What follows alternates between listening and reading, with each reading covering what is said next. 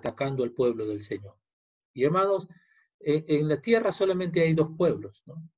El pueblo de Dios, su iglesia, y los hijos del diablo, ¿no? No hay más pueblos. Y estos pueblos no pueden tener una comunión. Puede haber en momentos cierto compañerismo, pero comunión no, porque la comunión es verdaderamente con el Padre y con su Hijo Jesucristo. Y eso solamente lo pueden gozar los hijos de Dios entre los hijos de Dios. Y estas personas se entran a la iglesia, tienen apariencia de piedad, y estas personas hacen lo que les parece a ellos, ¿no? Y son como Janes y Jambres, tienen la misma insensatez, parecen que conocen al Señor, pueden hacer incluso a veces obras como los hechizos que ellos hicieron, pero finalmente son insensatos, porque en lugar de rendirse al Señor, sabiendo quién es Dios, como Janes y Jambres dijeron, este es dedo de Dios, y no se arrepintieron, ¿no? Al saber que ya esa obra, esa plaga, a partir de los piojos, y esa y las demás, ¿no? Eran del Señor, ellos tendrían que decir, me arrepiento, ¿no? El Señor está haciendo esto, pero no lo hicieron, fueron insensatos. Y este es el fin de estas personas, ¿no? Pero ¿cómo son los siervos del Señor? Dice, pero tú, Timoteo, y todos los demás siervos, dice, has seguido mi enseñanza, has seguido mi doctrina. Amados, yo no me cansaré de insistir en que la doctrina del Señor debe ser guardada en la unidad que se nos ha dado. Nadie de nosotros tiene el derecho de despedazar la doctrina. Nada, para atender una parte particular. Si vamos a meditar, por ejemplo, en la segunda venida de Cristo, amén, se puede tocar todos los textos de la segunda venida de Cristo, amén, pero no estamos seccionando, no la estamos seccionando, apartándola del Evangelio. No estamos diciendo que es una doctrina inferior. Ya solamente el de llamarle doctrina a una parte de la doctrina no es correcto, porque el Señor llama doctrina, enseñanza, a todo lo que Él ha enseñado. A eso Él le llama doctrina.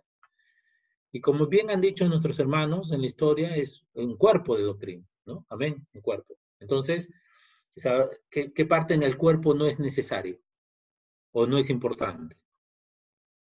Si no fuese importante o no fuese necesario, el Señor no lo hubiese hecho en el cuerpo, ¿no? En nuestro cuerpo. Todas las cosas son necesarias en el cuerpo. Y aún una uña, ¿no? ¿Cómo nos afecta cuando, por ejemplo, no, una uña del pie está mal? Cojeamos, todo el cuerpo comienza a cojear. Uno diría, pero la uña no es nada, ¿no? Hermano, una uña afecta a todo el cuerpo. Entonces, no hay partes en la doctrina que sean más importantes que otras.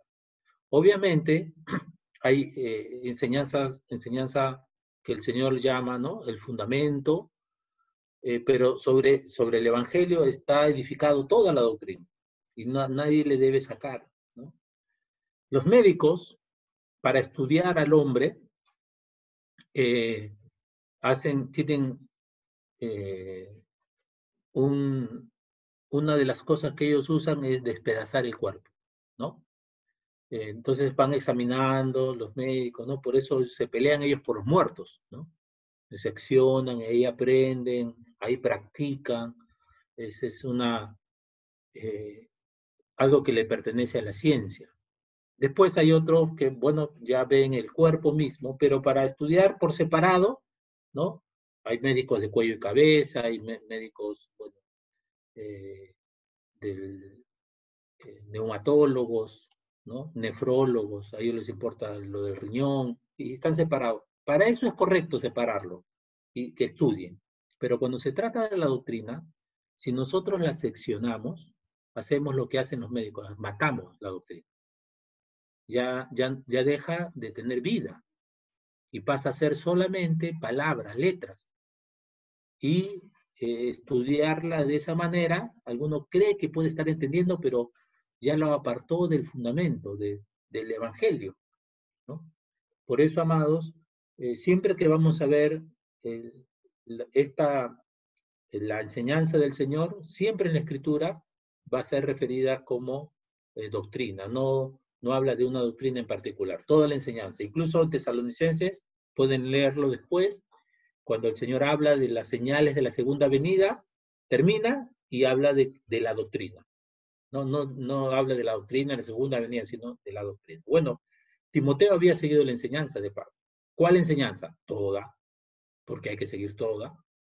Y la iglesia tiene la responsabilidad de seguir completamente toda la enseñanza que nos ha sido dada. Esa es la responsabilidad de todo hijo de Dios. Bien. Luego, conducta. Timoteo había seguido la conducta del apóstol Pablo. Había aprendido. ¿Quién le enseñó al apóstol Pablo a llevar adelante una vida correcta, tener una buena conducta? El Evangelio. Como vimos ayer, ¿no? En Tito, dice, para que adornen, dice, a los siervos le decía, ¿no? Sino mostrándose fieles en todo, para que en todo adornen la doctrina de Dios, nuestro Salvador. Entonces, la conducta, hermanos, es lo que adorna al cristiano, adorna la doctrina.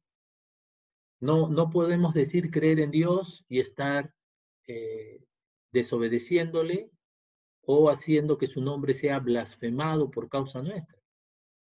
Entonces, nuestra conducta es desaprobada y esa conducta está mostrándonos que no somos del Señor, si es que tenemos una mala conducta.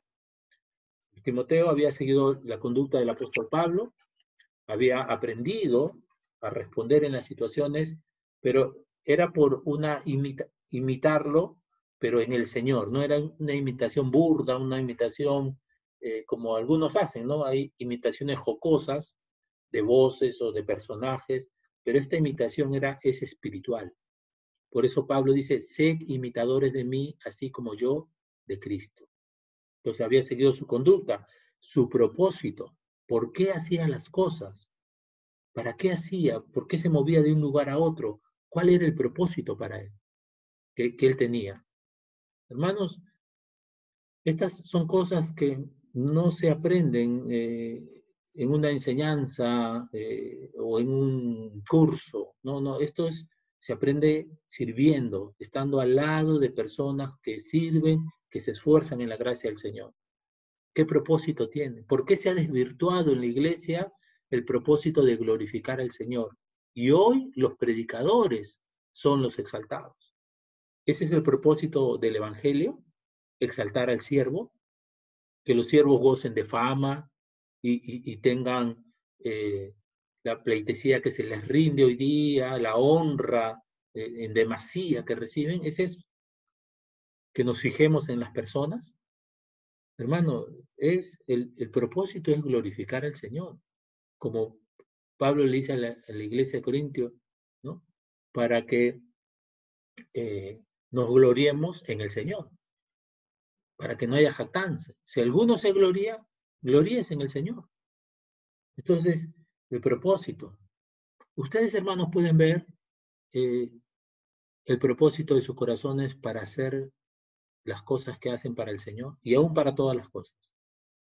Porque el Señor dice, si pues coméis o bebéis o hacéis otra cosa, hacedlo todo para la gloria de Dios. ¿Tenemos ese propósito? El trabajo. Cuando queremos mejorar el trabajo, solamente tenemos el propósito de que nos paguen mejor, de mejorar económicamente. O como hemos visto ayer, tenemos el propósito de adornar la doctrina de Cristo. Eso le decía a los esclavos el Señor. Propósito. También había seguido su fe, la confianza en el Señor. Él había seguido, por eso lo llaman, ¿no? Un hijo en la fe. Había estado tan cerca de él y había aprendido que la fe no solo son cosas que uno dice creer y confiar. La fe, hermanos, verdadera obra. La fe sin obras está muerta en sí misma. Y él había seguido esta fe, una fe verdadera, diferente a la fe de los judaizantes. Una fe infructuosa, una fe que verdaderamente no es fe, ¿no? No es la fe que Dios da. Y la fe, hermanos, siempre le lleva la gloria al Señor. La fe siempre humilla al pecador, porque hace ver su condición y hace ver este medio tan sencillo, entre comillas, que el Señor ha dado, pero a la vez tan incomprensible para el hombre natural no percibe las cosas que son del Espíritu de Dios, no percibe la fe. Él cree que la fe solamente es un vibra, ¿no? Uy, sí, quiero tener, ay, le pongo ganas, ¿no? Ay, sí, tengo fe, tengo fe. Yo tengo, hermanos, la fe, la única fe que es verdadera es la fe en el Señor. Ni siquiera puedo confiar en mis manos, ni en mi mente, ni en mi capacidad. El Señor dice, maldito el hombre que confía en el hombre, que tiene fe en el hombre. Nosotros oramos por las autoridades, pero no tenemos fe en ellos.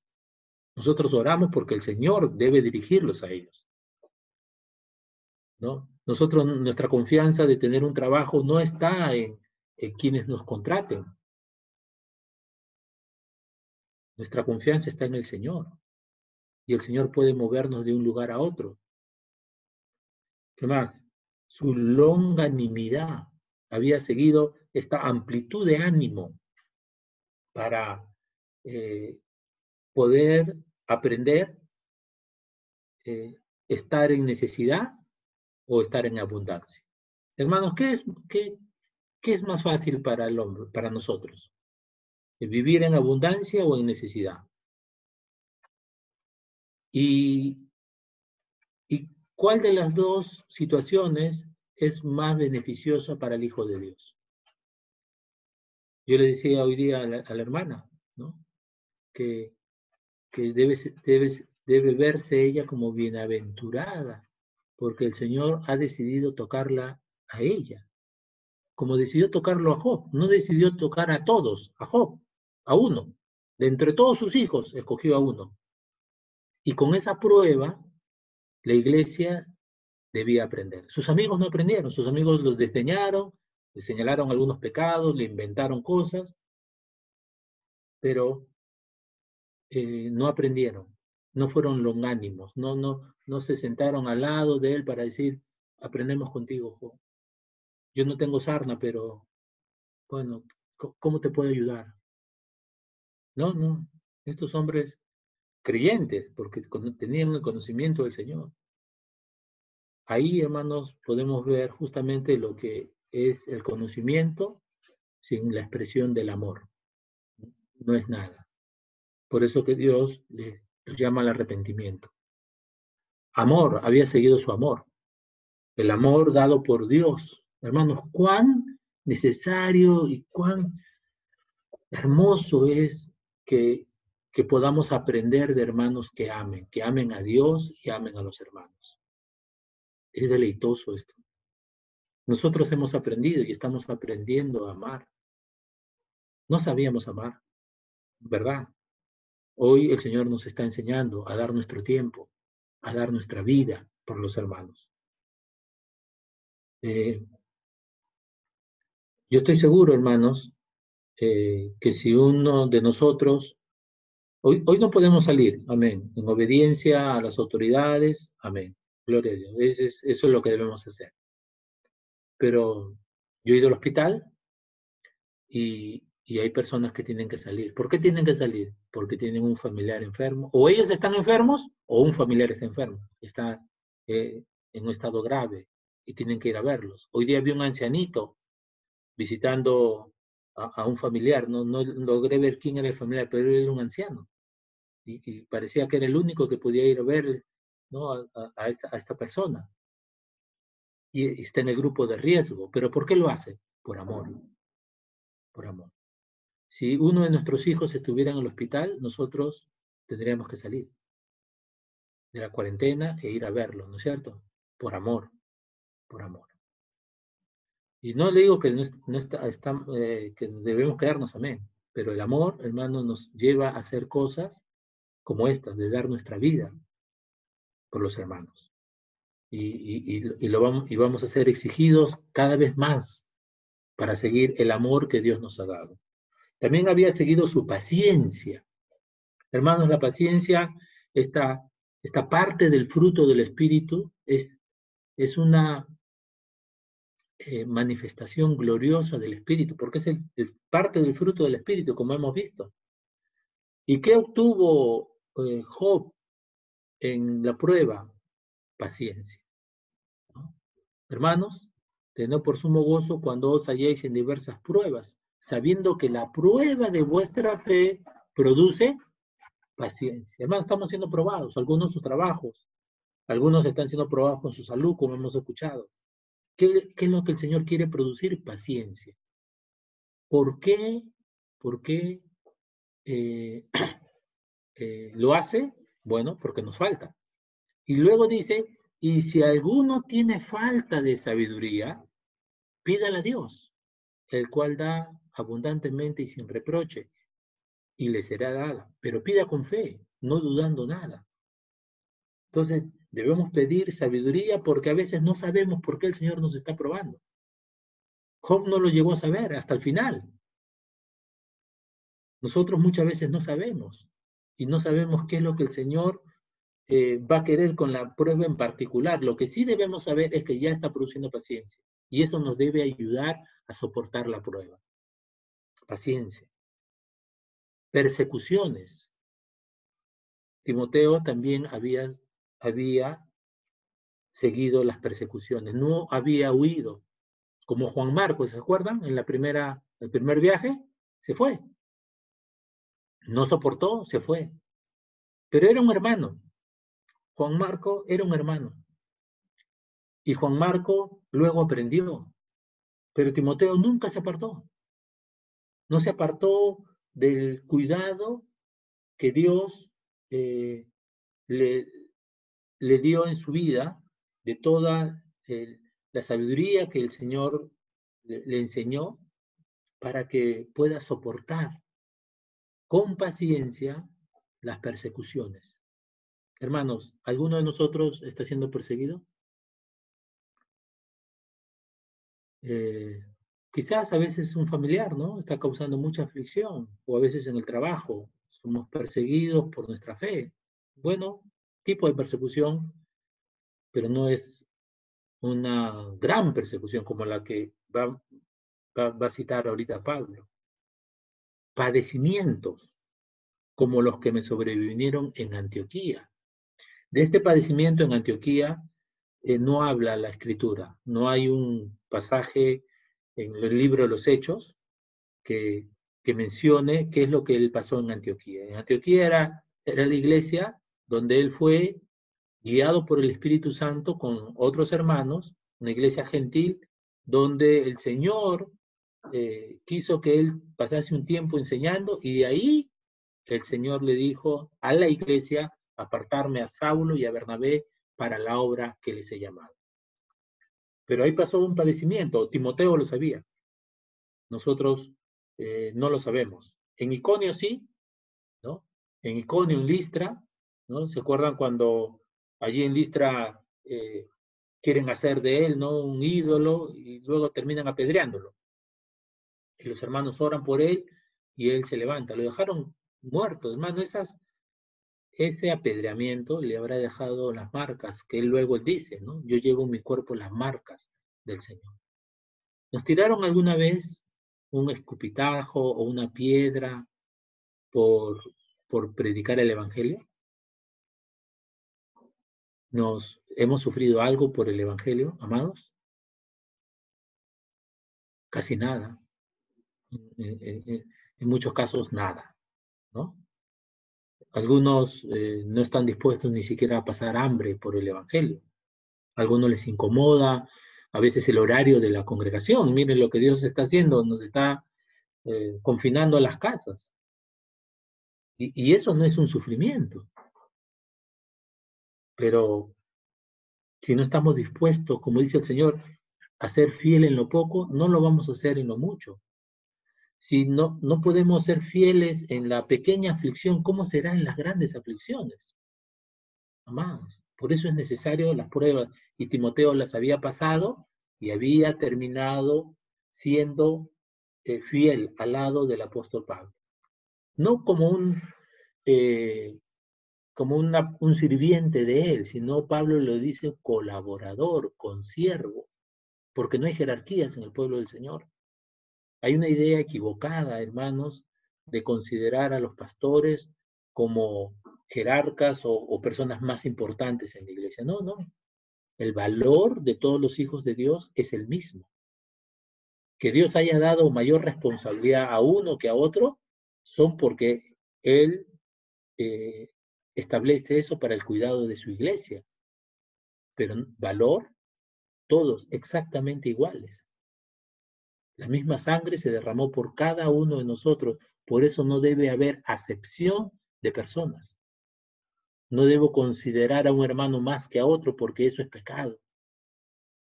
Y si tengo que reprender a uno y es mi familiar o mi amigo, mi hijo, pero con otro que no me llevo tan bien porque me cae un poquito y a ese lo desdeño y al otro lo considero más, es pecado. Que han de castigar, dice el Señor. Porque Dios no se agrada en la acepción de personas. No lo hacemos, no lo debemos hacer como padres, no lo debemos hacer en la iglesia. Y Timoteo había hecho esto, padecimientos. Y Dios había permitido que él pase las cosas junto al apóstol Pablo. ¿Por qué? Porque Timoteo, Pablo más o menos va a morir, esta es la última carta que escribe, 60 y tantos, se calcula la muerte del apóstol Pablo, ¿no? Después de Cristo. Pero él va a continuar. Y ya Dios no ha querido dejarnos la obra que él hizo, pero seguramente de seguro que él sirvió, que él trabajó, y ya Dios no ha querido dejar para no fijarnos, ¿no? En los hombres, pero ya dejó su doctrina, y acá hay un hombre fiel, fiel al Señor, ¿no? Persecuciones, padecimientos, como los que me sobrevinieron en Antioquía, en Iconio, en Listra, persecuciones que he sufrido y de todas me ha librado el Señor. Hermano, existe un pensamiento, una idea incorrecta eh, con aquellos que padecen o sufren por causa del Señor. Y es tener pena por ellos o sentir lástima por ellos. Y eso es algo incorrecto. Yo no sé si llamarlo, pero es algo que Dios no aprueba. No es correcto. Nosotros, por los hermanos que padecen, lo que debemos hacer es orar por ellos, es considerar su sufrimiento, llorar si es que están llorando con ellos, juntarnos en sus aflicciones, pero no tener lástima, porque a las personas que Dios les permita padecer por causa de su evangelio, de su obra, el Señor los va a recompensar. El propósito por el cual el Señor les permite padecer es porque un día serán galardonados por Él. Y eso, hermanos, más bien, ¿no? Deberíamos estar solícitos a padecer cualquier cosa por causa del Evangelio, pero Dios no nos ha concedido. Quizás no estamos preparados, no sabríamos responder, como el apóstol Pablo, como Timoteo, como Epafrodito, como Tito, como Silas, sí sufrieron. ¿Por qué? Porque, hermanos, como siempre les digo, y a veces no es broma, pero nosotros somos quejosos, nos quejamos de todo, ¿no? Si se me cae el cabello, si ya salió salada la comida, así somos. ¿Cómo estaremos dispuestos para seguir si Dios determina algo para nosotros? Ahora hagamos algo. Pensemos, porque esto se ha escrito para nosotros, que si Dios hubiese determinado que uno de nosotros sería el acompañante del apóstol Pablo, o sea, tú y yo seríamos Timoteo. Entonces, no hay trabajo ya, no hay las cosas que comúnmente cada uno hace, ¿no? Para sustentarse. Entonces ya el llamado es estar al lado de una persona para servir y dar su vida. ¿Qué les parece? ¿Estaríamos dispuestos? ¿Aceptaríamos este llamado del Señor como lo hemos visto? Tú has seguido mi doctrina, conducta, propósito, fe, longanimidad, padecimiento, pues, ¿estaríamos? Contestemos en verdad, hermanos, porque si el Señor determina continuar con esto, esta prueba sobre el mundo y luego ya la prueba sobre la iglesia, tenemos que estar preparados. Hay advertencias muy serias del Señor, de estar listos para enfrentar el padecimiento. Debemos estar listos, debemos anhelar la venida del Señor, amar la segunda venida del Señor. Y si amo la segunda venida del Señor, entonces debo estar dispuesto a padecer. Porque antes de que el Señor venga, dice, no vendrá sin que antes venga la apostasía y se manifieste el hombre de pecado, el hijo de perdición. Entonces, amar la venida del Señor es amar los juicios del Señor. Pero uno, no, yo no quiero juicios. ¿Cómo que no? Hermano, Juan, el apóstol Juan, cuando se iba a abrir los sellos, él lloraba porque no había nadie quien era digno de abrir los sellos. Y los sellos eran juicios del Señor. Y si nosotros amamos la venida, debemos amar lo que el Señor va a hacer. Porque va a temblar, dice, no solo el cielo, la tierra, va a temblar todo, hermanos, previo a la venida del Señor. Así que no trabajemos por la comida que perece. O sea, cuando el Señor dice trabajar por la comida que a vida eterna permanece, es de estar listos, de estar preparados, de no desatender nuestra responsabilidad de vestirnos de Cristo para el día malo. ¿Sí? Y por eso Dios nos ha dado sus herramientas. Y dice, persecuciones que he sufrido y de todas me ha librado el Señor. Uno dice, es bien interesante esto, hermano, porque uno diría, ser librado es no pasarla, ¿no? Uno diría, Señor, líbrame de la tribulación, entonces es no pasar la persecución, no pasar el hambre, no pasar el padecimiento. Pero no se está refiriendo a eso. Cuando él dice, y de todas me ha librado el Señor, no es que no las vivió, si justamente está diciendo que las ha vivido. Cuando habla de librar, habla de que estas persecuciones y padecimientos no han logrado apagar su fe, no han logrado apagar su gozo. El Señor lo libró de caer en descontentos, en amargura, en rebelarse contra Dios. El Señor lo libró. De todas las libró el Señor, ¿no? Y luego dice, y también todos los que quieren vivir piadosamente en Cristo Jesús padecerán persecución. Si no la estamos, hermanos, viviendo, es porque es muy probable de que no estemos viviendo piadosamente. Ahora, que el Señor nos puede dar tiempo de paz como lo está dando, amén, sí. Pero el vivir piadosamente, eh, como veíamos ayer, ¿no? Acerca de los empleados que son fieles a las personas que lo contratan. Y si me ponen para señalar algo, tengo que ser fiel, ¿no? A lo que me dicen. Y hermanos, esto es un llamado del Señor. No veamos el sufrimiento, la persecución como algo negativo. Si el Señor dice que los que quieren vivir piadosamente, es decir, los que quieren vivir agradando a Dios, van a padecer estas cosas, entonces es una provisión de Dios para conformarnos a Cristo. Él mismo padeció por nosotros. Él aprendió obediencia. Él, como hemos leído en Juan, que el día un hermano me mandaba el texto, él se santificó a sí mismo. Uno dice, pero él es santo, 3 veces santo, sí, pero él tuvo que tener un tiempo de vida aquí en la tierra para demostrar que en verdad era el Hijo de Dios y no pecó. Por eso fue tentado, para mostrar que él era 3 veces santo.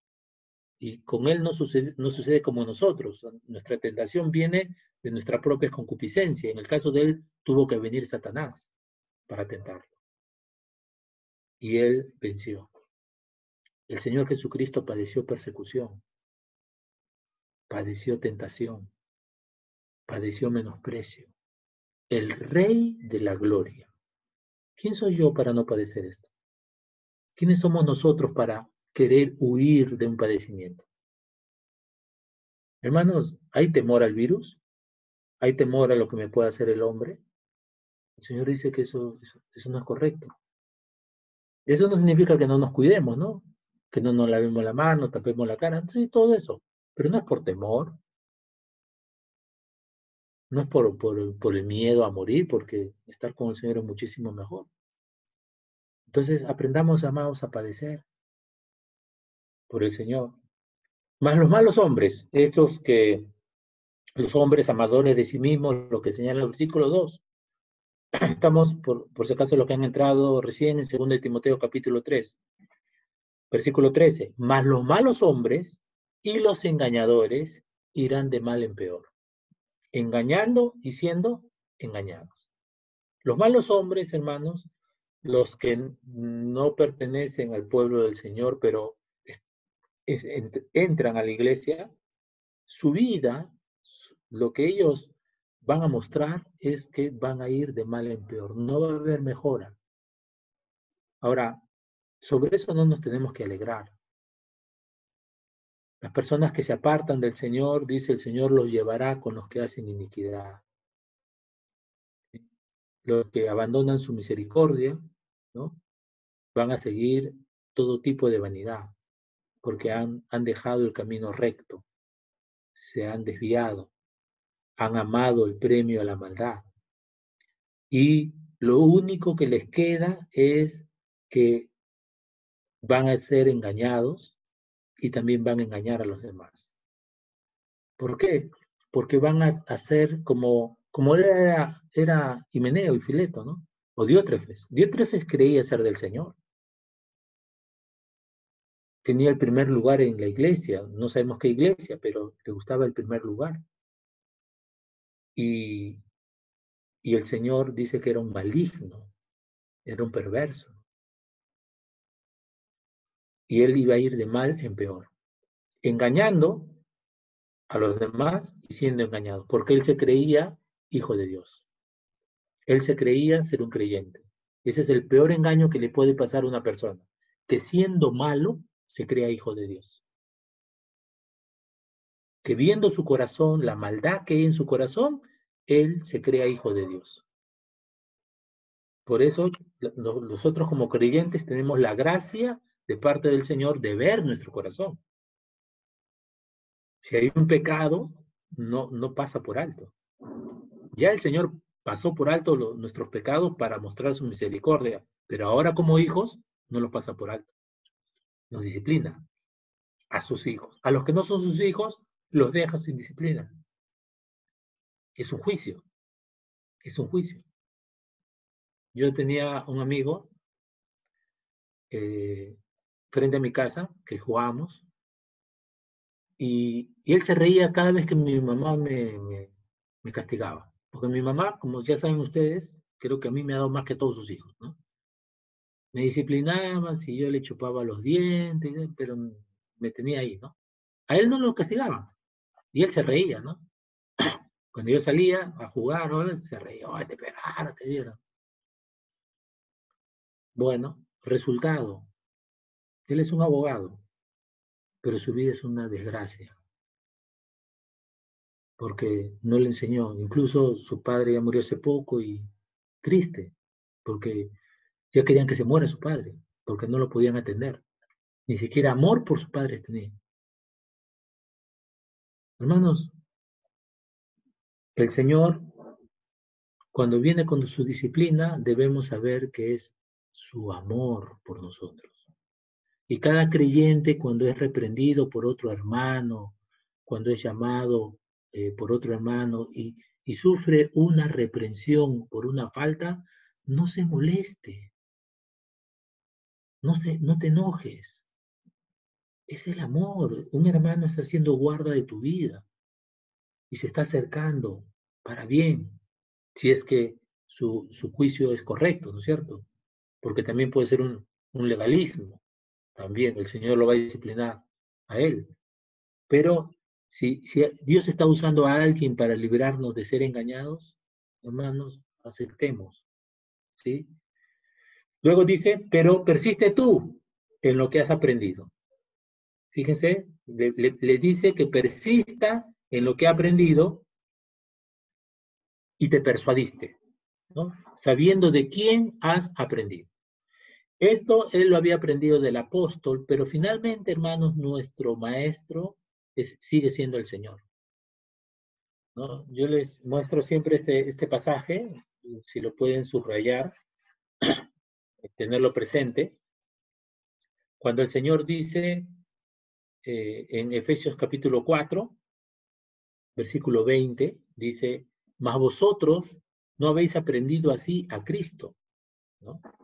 Está hablando de los malos hombres, ¿no? Que es algo muy parecido a lo que está hablando acá, de los que pierden toda sensibilidad, que se entregaron a la lascivia para cometer con avidez toda clase de impureza. Mas vosotros, le dice a los hermanos, no habéis aprendido así a Cristo. Si en verdad le habéis oído y habéis sido por él enseñados, conforme a la verdad que está en Jesús. Si en verdad le habéis oído, los hermanos de Efesios no oyeron al Señor, no, el Señor ya había partido. Pero hermanos, el Señor es el que abre nuestros oídos. Y finalmente, Él es el que acomoda lo espiritual a lo espiritual. Su palabra va a ser fructífera en nosotros si es que somos de Él. Mis ovejas oyen mi voz, yo las conozco y me siguen, y yo les doy vida eterna. Entonces, cada uno de nosotros debe preguntarse, según lo que hemos estado viendo en 1 de Juan, si guardamos los mandamientos de Dios. Si guardamos los mandamientos de Dios, dice el Señor, somos de Él. Si no, no somos de Él. Y uno dice, pero es una condición para salvación. No, no, es una muestra de si uno es salvo, el guardar los mandamientos de Dios. No es que debo guardar para ser salvo. Los hijos de Dios los van a guardar porque han sido redimidos. Por eso dice, persiste en lo que has aprendido y te persuadiste, sabiendo de quién has aprendido. ¿Quién nos enseña, amados? El Señor, finalmente. Él ha usado sus apóstoles, amén, pero es el Señor. Y luego dice, y que desde la niñez has sabido las sagradas escrituras, las cuales te pueden hacer sabio para la salvación por la fe que es en Cristo Jesús. Esta bendición que tenía Timoteo, la hemos tenido algunas personas de conocer la palabra del Señor desde niños. Esto es una gracia soberana. Nadie se debe quejar si no tuvo esta bendición, porque esto le pertenece al Señor. Pero los que han tenido esta gracia tienen una mayor responsabilidad y tienen una mayor demanda por el Señor, porque al que más se le ha dado, más se le va a demandar. Y si uno no es fiel con lo que ha recibido, porque el hecho de que el Señor haya permitido y haya querido, según su voluntad, que alguien aprenda su palabra desde niños, es para ser más útil en la obra. Y si no lo es, va a dar cuenta al Señor. No se debe jactar, no debe decir, uy, yo sí, tengo 30 años de creyente, a los 6 años empecé. No, no, no. Ah, bueno, ¿es verdad? Amén. Ahora tienes que servir más al Señor, porque se te dio más. Y acá está Timoteo. Desde la niñez has sabido las Sagradas Escrituras, dice, las cuales te pueden hacer sabio para la salvación. Hermano, las Sagradas Escrituras son las que nos hacen sabios. Las Sagradas Escrituras, no la historia, no la teología, no los estudios de hombres, no los libros, las Sagradas Escrituras. Los comentarios, amén, leamos, yo tengo un montón ahí de libros, si quieres se los presto, pero no van a ser sabios. leyendo los libros. ¿Sí? Y es bueno, porque vas a saber lo que dice un hombre. Por ahí un hombre dijo algo correcto, amén. Pero ¿de dónde lo sacó? De las Sagradas Escrituras. Si fue fiel a las Sagradas Escrituras, entonces hoy él me está alimentando ¿con qué? ¿Con su idea? ¿Con su sabiduría? No, me está transmitiendo las Sagradas Escrituras como él las aprendió. Pero no es la sabiduría de él, es la sabiduría dada por el Señor. Las dice, ¿no? El hermoso cántico que nosotros tenemos, bueno, que cantamos en Salmo 19, ¿no? La palabra de Dios es perfecta, ¿no? Hace sabio al sencillo, alumbra los ojos, la palabra, hermanos. Entonces, las Sagradas Escrituras, ¿cómo las tenemos? No, no hay otro lugar, no hay otra fuente de sabiduría. La boca de Dios ha hablado, ahí está la sabiduría. Y eso es algo que nosotros, amados hermanos, debemos apreciar, porque es un tesoro que tenemos, un tesoro que muchas veces lo desdeñamos, lo, lo, lo despreciamos, yendo a otras fuentes, a otras fuentes. Si hombres en la historia hablaron bien la palabra del Señor, amén, pero ellos no son la autoridad. Yo no puedo colocar lo que el Señor enseña en su palabra con lo que los hombres han hablado. Cada hombre en su generación dará cuenta a Dios si fue fiel a las Escrituras. Pero nuestra nutrición, nuestra fortaleza, la sabiduría proviene de aquí, de la palabra del Señor. No hay otro lugar. No hay otro lugar. Y no la despedacemos, por favor. No la despedacemos, no hagamos doctrina de todo. Las doctrinas llamadas las doctrinas de la gracia no deben ser llamadas así, porque existe una sola doctrina, la doctrina del Señor. En ella está incluida todo lo que el Señor enseña con respecto al Evangelio. ¿Sí? Bien, luego dice, toda la Escritura es inspirada por Dios. Hermanos, tenemos un libro en nuestras manos que es el aliento de Dios, que es su mente, su corazón. Él lo ha querido revelar para nosotros. Y no lo debemos usar como cliché o para poner ahí en las páginas sin entendimiento. Si Dios nos manda a poner algo, hagámoslo porque el Señor lo dice. Pero no estemos jugando a colocar versículos para atacar o incluso para jugar. Ahora he visto, a raíz de todo esto, que están usando versículos para bromear. Cuidado, hermanos, no es tu palabra, es la palabra del Señor. Están haciendo memes con la palabra del Señor. Cuidado, hermanos, no tenemos el derecho para hacer eso. Es la palabra del Señor. Y por eso dice inspirada, es de su aliento. Y útil para enseñar. Entonces, ¿qué tengo que enseñar? La palabra del Señor. ¿Tengo que enseñar otra cosa? No. La palabra del Señor. Aquel que enseña la palabra, aquel que saca de la palabra los tesoros antiguos y los nuevos, es un hombre docto en el reino de Dios. El Señor lo va a recompensar por ser fiel a la enseñanza. Para redarguir, para rebatir un argumento, pero no para contender.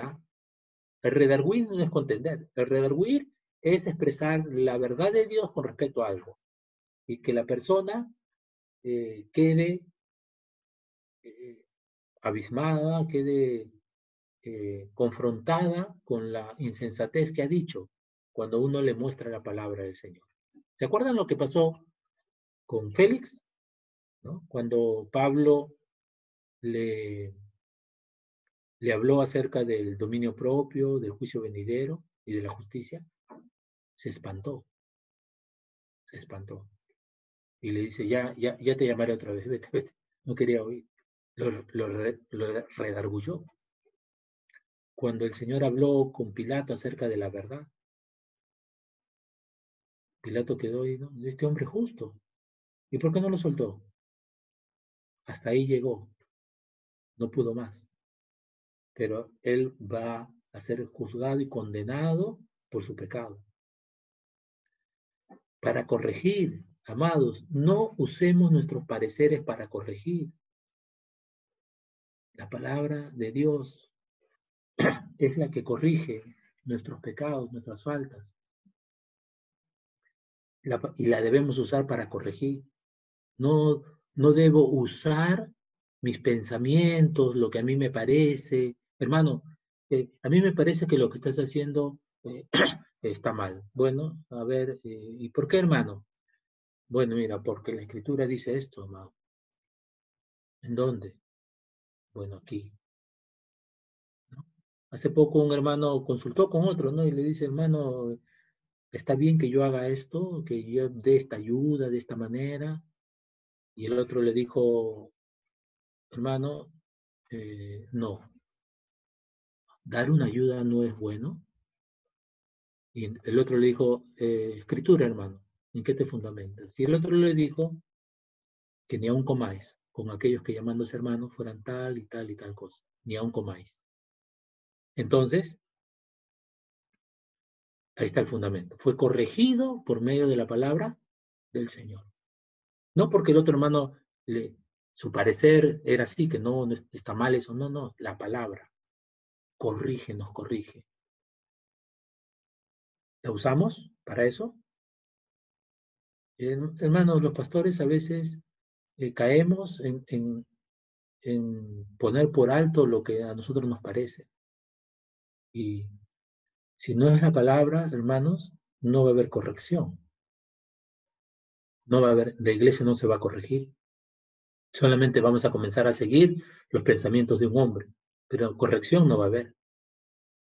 Y vamos a ser guiados a las posturas de un hombre. ¿Cómo sabemos cuando una iglesia está siendo corregida por el Señor? Es, hermano, es glorioso. Andamos de la mano del pastor. Andamos de la mano del pastor. Somos corregidos para otra vez tomarnos de su mano. No de la mano de un hombre, sino de la mano del pastor. Y ya comenzamos a ver su guía en nuestra vida. Miren lo que ha pasado, ¿no? Lo que está pasando. Cada uno ahora está tomando del Señor su palabra, ¿no? Y ya la palabra de Dios halló cabida en nosotros. Y los que han confesado sus pecados en los últimos tiempos, ¿qué ha pasado? Ya la palabra de Dios ha hallado cabida. ¿Qué se ha producido? La corrección del Señor. ¿Cómo ha sido? Como contaba un hermano, ¿no? El otro día, Dios me mostró su palabra. No fue un sentimiento, algo que le puso, no, la palabra del Señor. Dios usó personas, sí, puede usar un hermano, otro hermano. Finalmente es la palabra, útil para corregir, para instruir en justicia. Ahora, esto no es lo mismo que enseñar. Enseñar no es lo mismo que instruir. Hermanos, la instrucción del Señor, cuando una persona, luego de ser corregida, ahora tiene que ser encaminada y a seguir la voluntad del Señor, solo la voluntad del Señor, es cuando ya es una persona que ha aprendido a escuchar la voz de Dios y ha aprendido a escuchar su palabra, ¿no? De acá viene la palabra institutriz, instructor, ¿no? Esa persona que te está dando orden, ¿no? ¿Cuál es tu instructor? Tal persona. ¿Y qué hace el instructor? Te da orden, ¿no? Constante, está instruyendo. Bueno, la palabra de Dios hace eso. Entonces, yo todos los días tengo que tomarla, tengo que recibirla para saber qué voy a hacer. Hermanos, tenemos que preguntarle al Señor. Señor, ¿qué voy a hacer con esto? ¿Qué decisión tengo que tomar?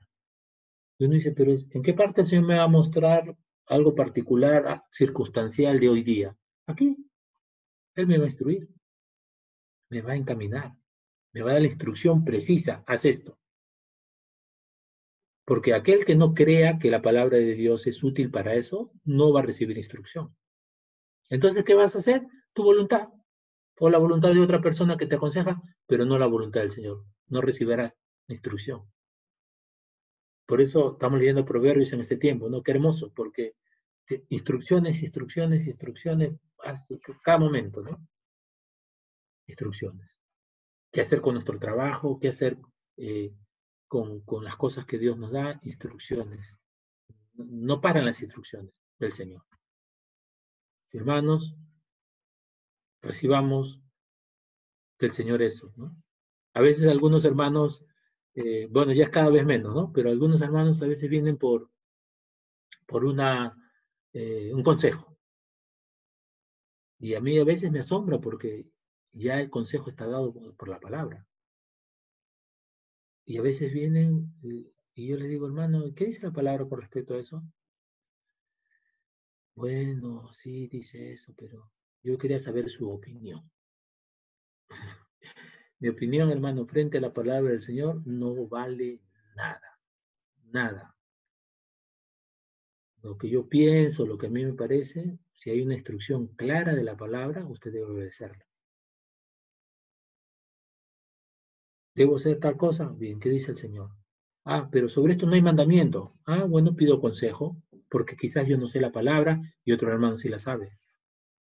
Entonces, instrucción, ¿no? Entonces, para instruir en justicia, a fin de que el hombre de Dios sea perfecto, sea completo, camine bien, ande bien. Siempre se escucha la frase, que no hay nadie perfecto. Entonces, la palabra de Dios no está obrando en nuestra vida. Entonces, la palabra de Dios no está cumpliéndose en nosotros, no está surtiendo efecto en nosotros. Porque si la palabra de Dios es con el propósito de que seamos perfectos y no lo estamos haciendo y no hay nadie quien alcance la perfección, entonces no tiene sentido obedecerla. No, hermanos, a fin de que el hombre de Dios, y cuando habla de hombre no está hablando del género masculino, está hablando de la raza, de los hombres, ¿sí?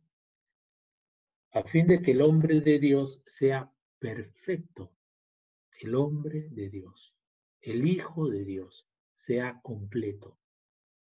Como se escucha, ¿no? No hay iglesia perfecta. No hay iglesia perfecta. Entonces no hay iglesia que siga las órdenes del Señor. Entonces Dios no tiene iglesia, no tiene cuerpo.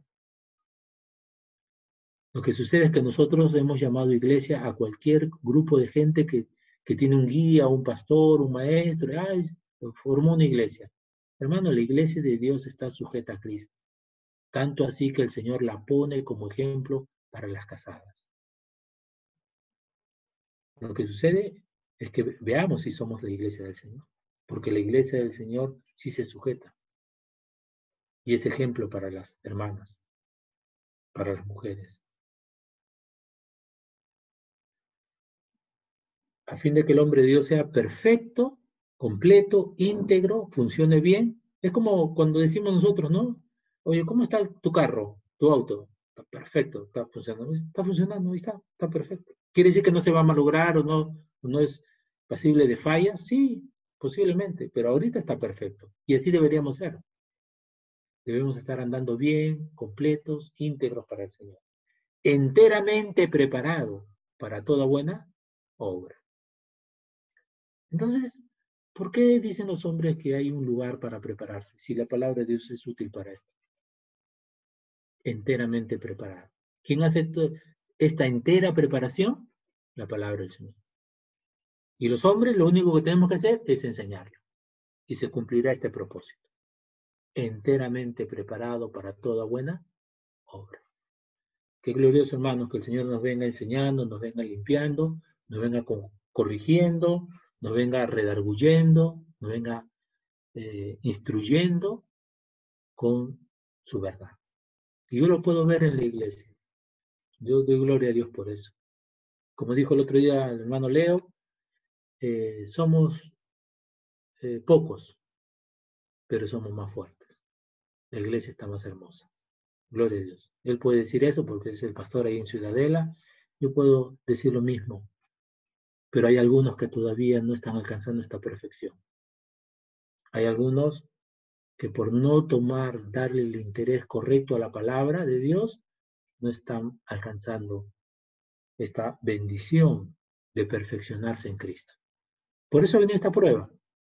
¿Y qué estamos siendo probados? Trabajo, provisión, algunos salud, ¿no?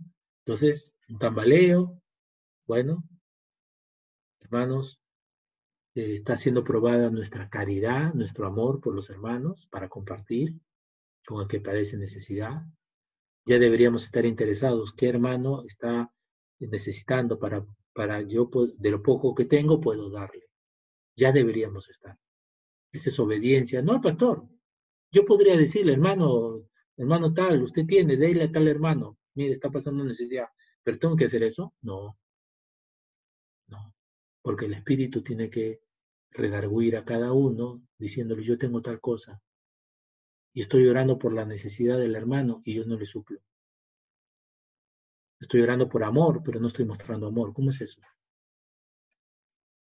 No dejemos, no apaguemos la voz del Espíritu Santo de nuestra vida. No la apaguemos, porque eso es apagar el Espíritu.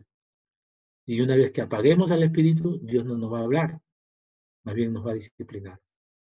Amén, amados. Gloria a Dios por su palabra, hermanos. Que el Señor nos siga bendiciendo. Vamos a terminar orando.